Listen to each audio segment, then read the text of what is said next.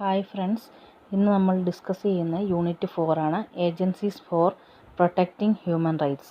Although we have many laws and conventions to promote human rights, violations in various levels are still going on. There is a wide gap between the promise and performance because of the absence of any effective implementation machinery. Enforcement of human rights is also very important.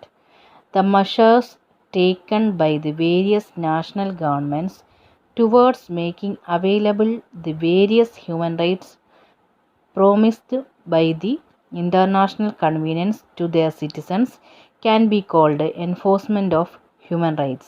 Reports of the Amnesty International show that human rights are violated in a number of states.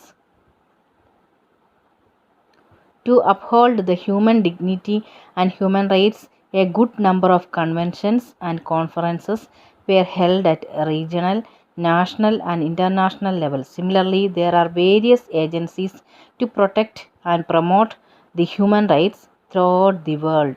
The important agencies which protect the human rights are Judiciary, National Human Rights Commission and media. മനുഷ്യാവകാശങ്ങളെ സംരക്ഷിക്കുന്ന ഏജൻസികൾ മനുഷ്യാവകാശത്തെ സംരക്ഷിക്കുന്നതിനായി നിയമങ്ങളും ഉടമ്പടികളും ഉണ്ടെന്നാലും മനുഷ്യാവകാശ ലംഘനങ്ങളും നടക്കുന്നുണ്ട്. മനുഷ്യൻ്റെ അന്തസ്സും അവകാശങ്ങളും സംരക്ഷിക്കുന്നതിന് വേണ്ടി ദേശീയ തലത്തിലും അന്തർദേശീയ തലത്തിലും ധാരാളം കൺവെൻഷനുകളും കോൺഫറൻസുകളും നടക്കുന്നുണ്ട്. മനുഷ്യാവകാശങ്ങളെ സംരക്ഷിക്കുന്നതിനുള്ള 3 ഏജൻസികൾ എന്ന് പറയുന്നത് ജുഡീഷ്യറി, നീതിന്യായ കോടതി, നാഷണൽ ഹ്യൂമൻ റൈറ്റ്സ് കമ്മീഷൻ, ദേശീയ മനുഷ്യാവകാശ കമ്മീഷൻ, പിന്നെ വരുന്നത് മീഡിയ, അതായത് മാധ്യമങ്ങൾ. ജുഡീഷ്യറി എന്ന് പറഞ്ഞാൽ Judiciary is the guardian of fundamental rights. Judiciary always tries to protect the rights of the people. It protects the rights of the citizens from government and private encroachment. One of the most important features of the judiciary in modern time is the power of judicial review. Judicial review is the power of the judiciary to declare a law passed by the parliament or an executive order is null and void if it is against the provisions of the constitution.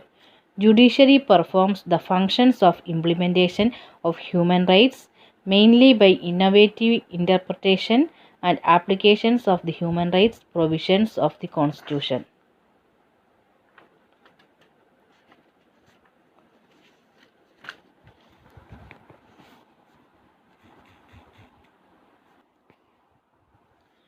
മൗലിക അവകാശങ്ങളുടെ കാവൽക്കാരൻ എന്നാണ് ജുഡീഷ്യറിയെ പറയുന്നത്.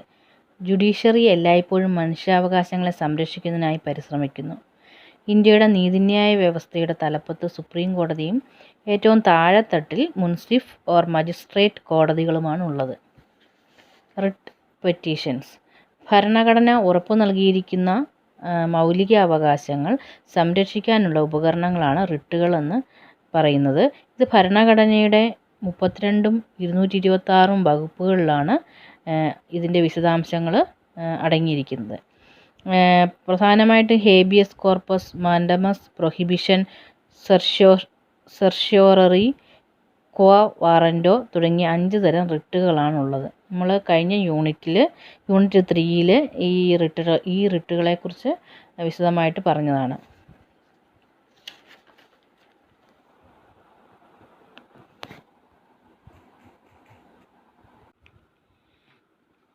National Human Rights Commission.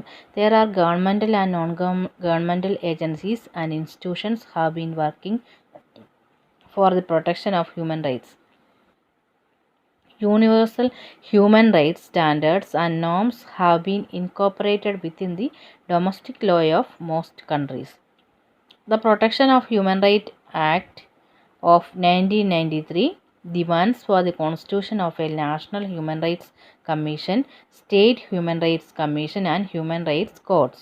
A national human rights institution can be described as an independent organization that is established by the government according to specific legislation with an aim to promote and protect human rights at national level. It has been described as one of the fundamental building blocks of human rights protection. ദേശീയ മനുഷ്യാവകാശ commission എന്ന് പറയുന്നത് രൂപവൽക്കരിക്കപ്പെട്ടത് 1993 October 12-നാണ്. 1993 മനുഷ്യാവകാശ നിയമപ്രകാരമാണ് പ്രവർത്തിക്കുന്നത്. ഒരു ചെയർപേഴ്സണും 4 അംഗങ്ങളുമാണുള്ളത്.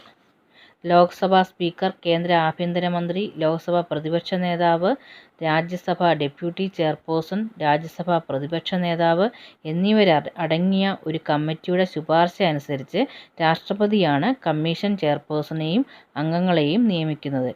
ദേശീയ ന്യൂനപക്ഷ കമ്മീഷൻ്റെയും ദേശീയ പട്ടികജാതി കമ്മീഷൻ്റെയും പട്ടികവർഗ കമ്മീഷൻ്റെയും ദേശീയ വനിതാ കമ്മീഷൻ്റെയും അധ്യക്ഷർ മനുഷ്യാവകാശ കമ്മീഷൻ്റെ എക്സ് ഒഫീഷ്യോ അംഗങ്ങളാണ്. അനൗദ്യോഗിക അംഗങ്ങളും ചെയർമാനുമടക്കം 9 പേരാണ് ഇപ്പോൾ ദേശീയ മനുഷ്യാവകാശ കമ്മീഷനിലുള്ളത്.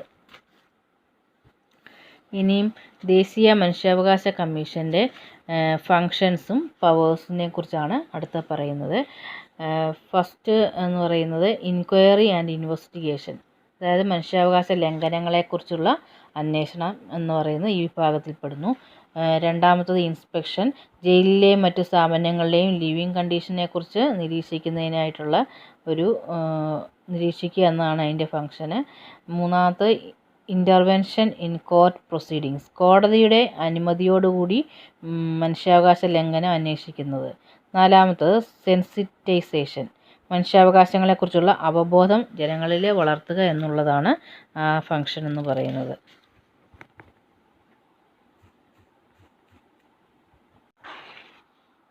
Media. In the contemporary democratic states, the role of media is very important, especially in protecting the human rights. Origin of the print media in Europe in the modern history was related to various struggles for rights, mainly civil and political rights. In various countries, at various stages of struggle for emancipation and justice, media helped the social movements to articulate their demands and to publish their concerns regarding different rights. For example, in Glorious Revolution, American War of Independence, French Revolution, working class movements, and in the anti-colonial struggle in the world, press and other forms of media played a significant role. Role of media in protecting human rights. All the media, which includes the print, electronic and new media, in one way or another way protecting and promoting human rights. The media is not only a carriers of information but also as interpreters, supporters and advocates of certain social, political and cultural values. Journalism as a profession is for social service. Media alert the people about the chances of human rights violation by state or non-state actors. The media reacts against the police atrocities to people. Now the new media and social network help a lot for the anti-corruption campaigns and for protecting human rights. മാധ്യമങ്ങളുടെ പങ്ക് ഈ മനുഷ്യാവകാശങ്ങളെ സംരക്ഷിക്കുന്നതിലും മാധ്യമങ്ങൾക്കുള്ള പങ്ക് വളരെ വലുതാണ്. നീതിക്ക് വേണ്ടിയുള്ള പല സമരങ്ങളിലും മാധ്യമങ്ങൾ സുപ്രധാന പങ്ക് വഹിച്ചിട്ടുണ്ട്. Glorious revolution, American war of independence, French വിപ്ലവം, കോളനി വാഴ്ചയ്ക്കെതിരായ സമരങ്ങൾ തുടങ്ങിയവയിൽ മാധ്യമങ്ങൾ വളരെ സഹായിച്ചിട്ടുണ്ട്. ഇന്നത്തെ മനുഷ്യാവകാശങ്ങളെ സംരക്ഷിക്കുന്നതിന് മാധ്യമങ്ങൾക്കുള്ള പങ്കെന്ന് പറയുന്നത് എല്ലാ മാധ്യമങ്ങളും, പ്രധാനമായും അച്ചടി മാധ്യമങ്ങൾ, ഇലക്ട്രോണിക്, പിന്നെ പുതിയ മാധ്യമങ്ങൾ ഹ്യൂമൻ റൈറ്റ്സിനെ സംരക്ഷിക്കുന്നതിനും ഉയർത്തി കാണിക്കുന്നതിനും സഹായിച്ചിട്ടുണ്ട്. പിന്നെ ജേർണലിസം എന്ന് പറയുന്നത് ഒരു സാമൂഹ്യ സേവനമാണ്. മനുഷ്യാവകാശ ലംഘനങ്ങളെ ചൂണ്ടിക്കാണിക്കുന്നതിൽ സമൂഹ മാധ്യമങ്ങൾ ഒരു പരിധിവരെ സഹായിച്ചിട്ടുണ്ട്.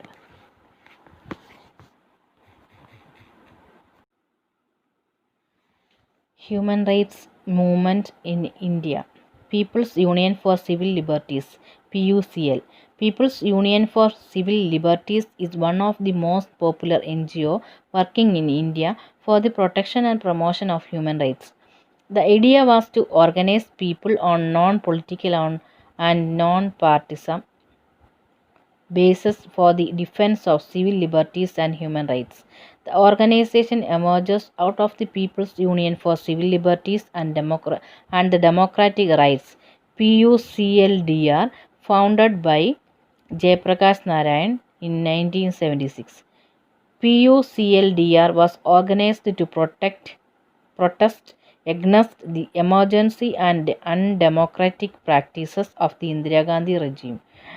The organization questioned the violation of civil liberties during the imposition of national emergency.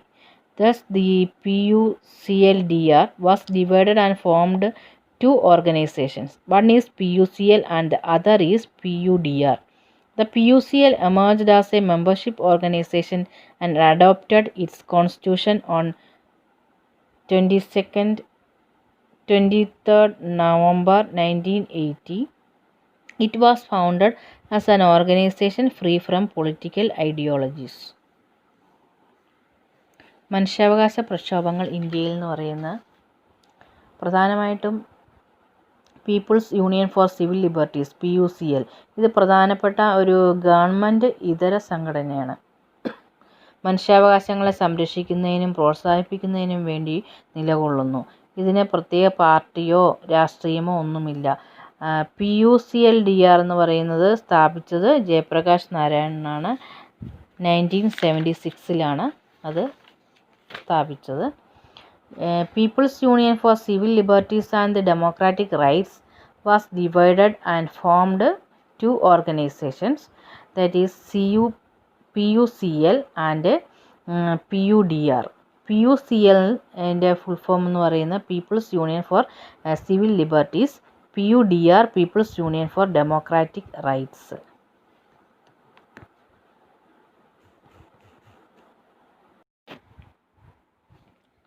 Environmental movements. Environmental movements have an important place in the studies related to water, air, natural resources, or explicitly to have a clean environment are all part of third generation rights.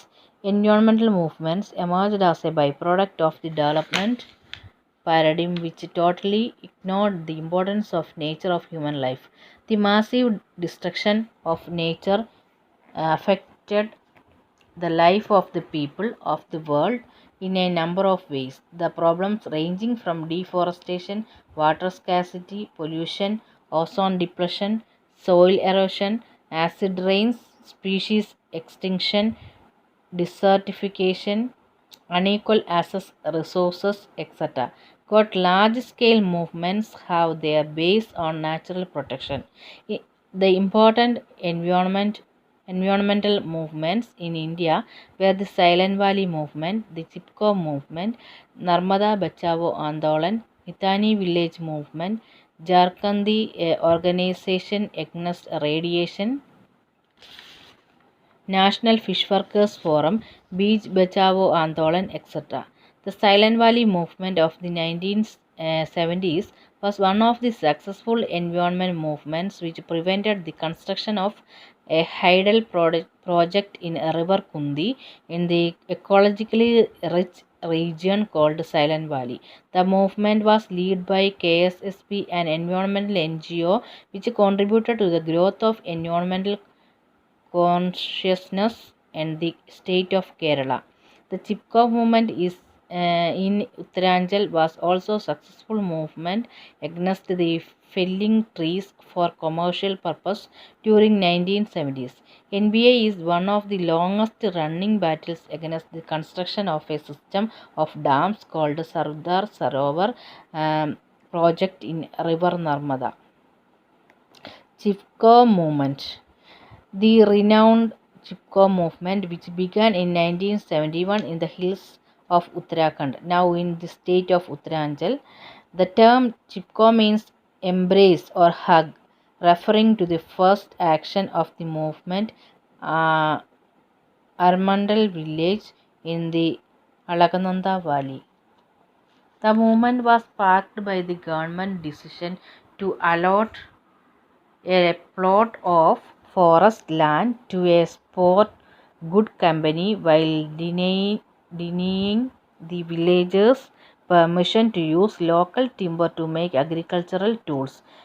Women being women being most affected by the hardships of both the ongoing degradation to their environment and the privatization of basic resources played a prominent and decisive role. When attempts were made to divert the attention of the men, women stepped in to save their environment and their livelihood. Environmental movement. പരിസ്ഥിതി പ്രക്ഷോഭങ്ങൾ പ്രധാനമായും പരിസ്ഥിതിയെ സംരക്ഷിക്കുന്നതിന് വേണ്ടി ഉള്ളതായിരുന്നു. Silent Valley movement, Narmada Bachao Andolan, Chipko movement തുടങ്ങിയവയാണ് ഉദാഹരണങ്ങൾ. Chipko movement ഇന്ത്യയിലെ പരിസ്ഥിതി സംരക്ഷണ സമര പ്രസ്ഥാനങ്ങളിൽ പ്രശസ്തമായ ഒന്നാണ്. ചിപ്കോ പ്രസ്ഥാനം എന്ന് പറയുന്നത് 1970കളിൽ വനവൃക്ഷങ്ങൾ മുറിക്കുന്നതിന് കോൺട്രാക്ടർമാരെ അനുവദിക്കുന്ന ഉത്തർപ്രദേശ് സർക്കാരിൻ്റെ നയത്തിനെതിരെ കർഷകരും ഗ്രാമീണ ജനങ്ങളും ഒത്തുചേർന്ന് നടത്തിയ അക്രമരഹിത സമരമാണിത്. ചിപ്കോ എന്ന വാക്കിൻ്റെ അർത്ഥമെന്ന് പറഞ്ഞാൽ ചേർന്ന് നിൽക്കൂ, ഒട്ടി നിൽക്കൂ എന്നൊക്കെയാണ്. ആവാസ വ്യവസ്ഥയാണ് സ്ഥിരസമ്പത്ത് എന്ന മുദ്രാവാക്യം ഇതിൻ്റെ ഭാഗമായി ഉണ്ടായതാണ്. സുന്ദർലാൽ ബഹുഗുണ, ചണ്ഡിപ്രസാദ് ഭട്ട് തുടങ്ങിയവരാണ് ഈ ചിപ്കോ മൂവ്മെന്റിന് നേതൃത്വം നൽകിയത്.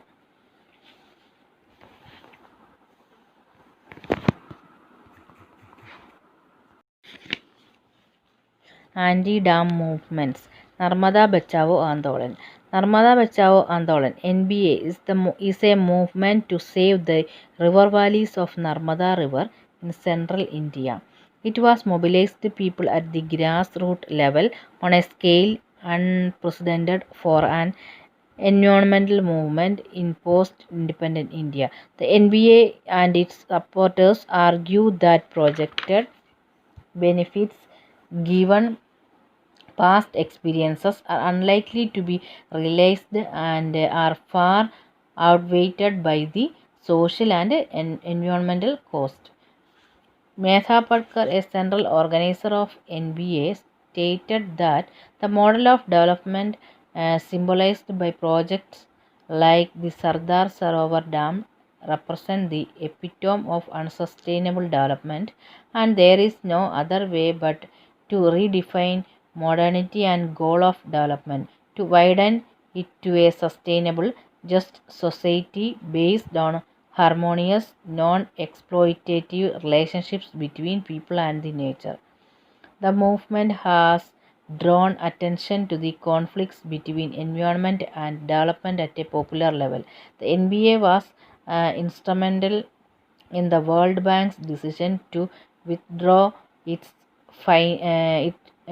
funding and participation from the project on the basis of human and environmental concerns. The Silent Valley Project. Another significant anti-dam movement is against the Kerala government's proposal to construct a dam across the river Kundi in the Silent Valley. The government has argued that it is a viable alternative to the more expensive and polluting sources of thermal power.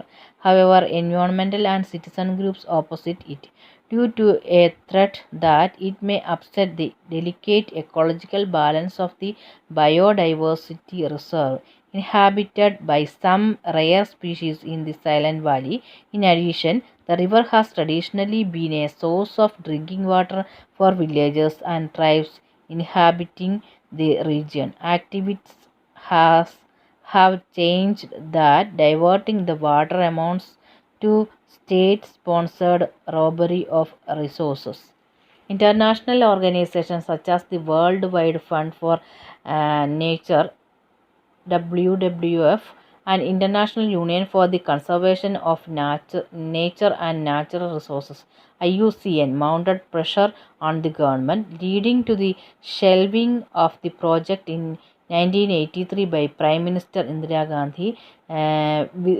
This movement met the success fairly early and is one of the very rare instances where the state yielded to pressure and retracted. Anti-Tehri Dam movement.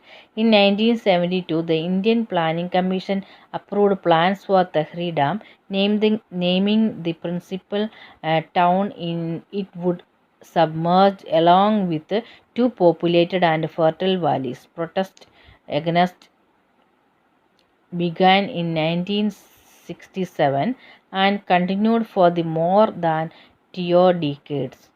The opposition argued that the dam would cause displacement and have an adverse ecological impact by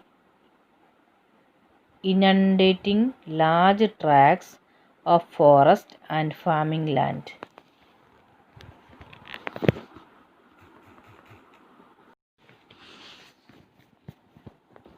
ഡാമുകൾക്കെതിരെയുള്ള പ്രക്ഷോഭങ്ങൾ. നർമ്മദ ബച്ചാവോ ആന്തോളൻ എന്ന് പറയുന്നത് നർമ്മദ പദ്ധതി മൂലം കുടിയൊഴിപ്പിക്കപ്പെടുന്ന ലക്ഷക്കണക്കിന് ആളുകളുടെ പുനരധിവാസം സാധ്യമാകുക എന്ന ലക്ഷ്യത്തോടെയാണ് ഈ പ്രക്ഷോഭം ആരംഭിച്ചത്. ഇത് മുതിർന്ന ഗാന്ധിയനായ ബാബ ആംതെയും മേധ പട്കറുമാണ് ഇതിന് നേതൃത്വം നൽകിയത്. അടുത്തത് Silent Valley project. Silent Valley ദേശീയോദ്യാനത്തിനടുത്ത കുന്തിപ്പുഴയിൽ ജലവൈദ്യുത പദ്ധതി സ്ഥാപിക്കാനുള്ള ഉദ്ദേശത്തോടെ നടന്ന ജലവൈദ്യുത പദ്ധതി സ്ഥാപിക്കുന്നതിന് എതിരെ നടന്ന ഒരു പ്രക്ഷോഭമാണ് ഇത്. ഈ സൈലന്റ് വാലിയിൽ പലതരത്തിലുള്ള ജൈവവൈവിധ്യങ്ങളും ജീവജാലങ്ങളുടെയും നാശത്തിന് കാരണമാകും എന്നതുകൊണ്ട് തന്നെയാണ് ഇതിനെതിരെ പ്രക്ഷോഭം ഉണ്ടായത്. അടുത്തത് anti Tehri dam movement. Tehri dam ഉണ്ടാകുന്ന മൂലം പരിസ്ഥിതിക്ക് വളരെയധികം ദോഷം ഉണ്ടാകും എന്നുള്ള ഒരു കാരണം കൊണ്ട് അതുകൊണ്ടാണ് ഇങ്ങനൊരു Tehri dam movement anti Tehri dam movement എന്ന് പറയുന്ന ഒരു പ്രക്ഷോഭം ഉണ്ടായത്. ഈ ഡാമുകൾ ഉണ്ടാകുന്നത് മൂലം പരിസ്ഥിതിക്ക് വളരെയധികം നാശനഷ്ടങ്ങൾ സംഭവിക്കും എന്നതുകൊണ്ടാണ് ഇതുപോലെയുള്ള പരിസ്ഥിതി പ്രക്ഷോഭങ്ങളൊക്കെ ഉടലെടുത്തത്.